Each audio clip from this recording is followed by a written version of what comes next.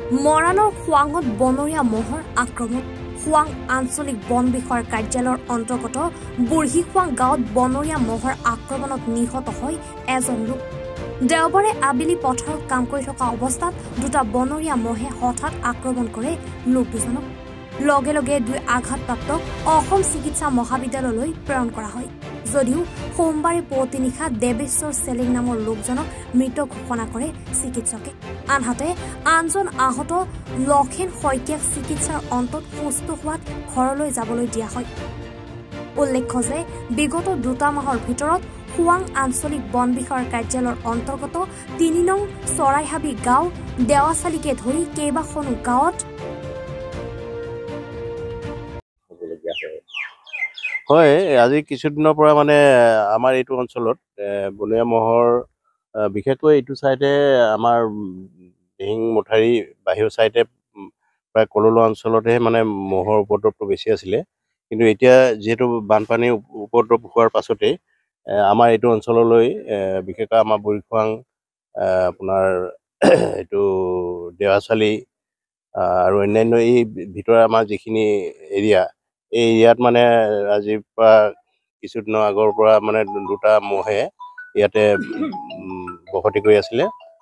তেওঁলোকক মানে আক্ৰমণ কৰি দিলে দুটা মহে দুজনক এজন দুটা মহ আছিলে আৰু সেই তেওঁলোকৰ যিজন দেৱেশ্বৰ শইকীয়া চেলেং তেওঁক মানে এই দুইজনকে অৱশ্যে আমাৰ ততাতৈয়াকৈ হেৰিলৈ লৈ যোৱা হ'ল আমাৰ প্ৰথমে তিলৈ চিকিৎসালয়লৈ চিকিৎসা তাৰ পৰা আকৌ মানে হেৰিলৈ অসম চিকিৎসা মেডিকেললৈ হেৰি কৰিলে চিকিৎসকে মানে চিকিৎসাৰ অন্তত 3টামান বজাত মানে এইটো তেওঁক হেৰি বুলি ঘোষণা কৰিলে আৰু লক্ষেন শইকীয়াক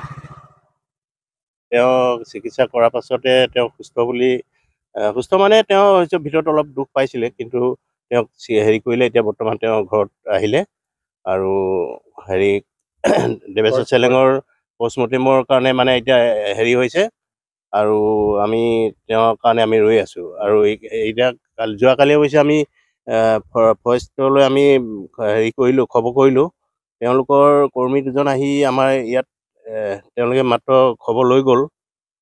এই মুহূৰ্তলৈকে তেওঁলোকে আহি পোৱা নাই আকৌ আমি আশা কৰিছোঁ তেওঁলোকে আমাৰ ইয়ালৈ আহক আহি মেলি আমাৰ মহকেইটা যাতে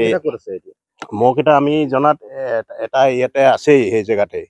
আৰু এটা মানে অলপ ইফালে অলপ আঁতৰি গৈছে বুলি আমি যিসকলে দেখিছে তেওঁলোকৰ মুখে শুনিছোঁ কিন্তু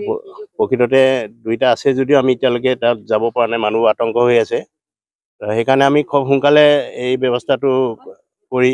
ৰাইজক মানে ইয়াৰ পৰা সকাহ দিবৰ কাৰণে আমি অনুৰোধ জনাইছোঁ কেনেধৰণে হ'বলৈ পালে আচলতে যে এটা বনৰীয়া দুটা মহে তাৰমানে আমাৰ ইয়াত প্ৰায় কিছুদিনৰ আগৰ পৰা ইয়াত তাৰমানে বিচৰণ কৰি ফুৰিছিল আৰু তাৰমানে কি হ'ল ইয়াতে ইয়াৰ ওচৰতে তাৰমানে কঠীয়াতলি দৰা এটা আছিলে সেই কঠীয়াতলি দৰাটো তেওঁ সেই মহটোৱে খাই আছিলে ই এইফালৰ পৰা এনেই গৈ পিনে সৰু সাৰ কৰি খেলাব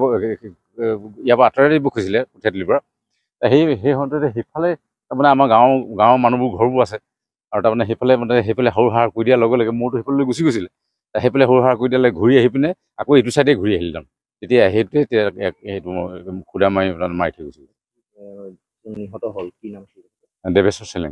আৰু যিজন আহত হৈ আছে তেওঁ হ'ল লক্ষেন শইকীয়া হয় এতিয়া বৰ্তমান কালি চিকিৎসা মহাবিদ্যালয় গৈ তেওঁ পৰীক্ষা চৰীক্ষা নিৰীক্ষা কৰিলে তেওঁ বৰ্তমান ভিতৰত ইমান এটা জখম হোৱা নাই বুলি কৈছে তেওঁ তাৰ পৰা ৰিলিজ দি পঠিয়ালে বনৰীয়া মহে সন্ত্ৰাস চলাই আহিছে মৰাণৰ পৰা ৰাজু মিশ্ৰাৰ প্ৰতিবেদন এনি ভাৰত 24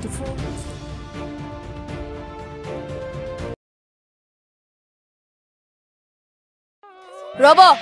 আপুনি যে এটা অপৰাধ কৰিবলৈ গৈ আছে আপুনি জানেনে এই নাবালিকা গৰাকীক এতিয়াই বিয়াত বহুৱাটো যে এটা অপৰাধ আপুনি জানেনে অপৰাধ কেনেকৈ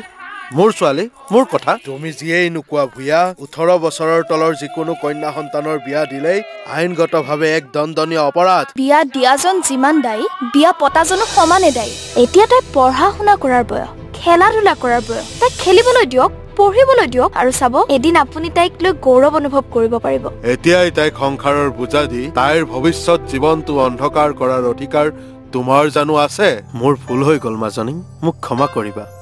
শিক্ষা ল'ৰা ছোৱালী উভয়ৰে প্ৰাপ্য আৰু অধিকাৰ আপোনাৰ কন্যা সন্তানক তাইৰ এই প্ৰাপ্যৰ পৰা বঞ্চিত নকৰাব। বাল্য বিবাহ ভাৰতীয় আইনৰ দ্বাৰা বিহিত এক দণ্ডনীয় অপৰাধ। এনে অপৰাধ কৰি আপোনাৰ কন্যা সন্তানৰ ভৱিষ্যত অন্ধকাৰৰ মাজলৈ ঠেলি নিদিব।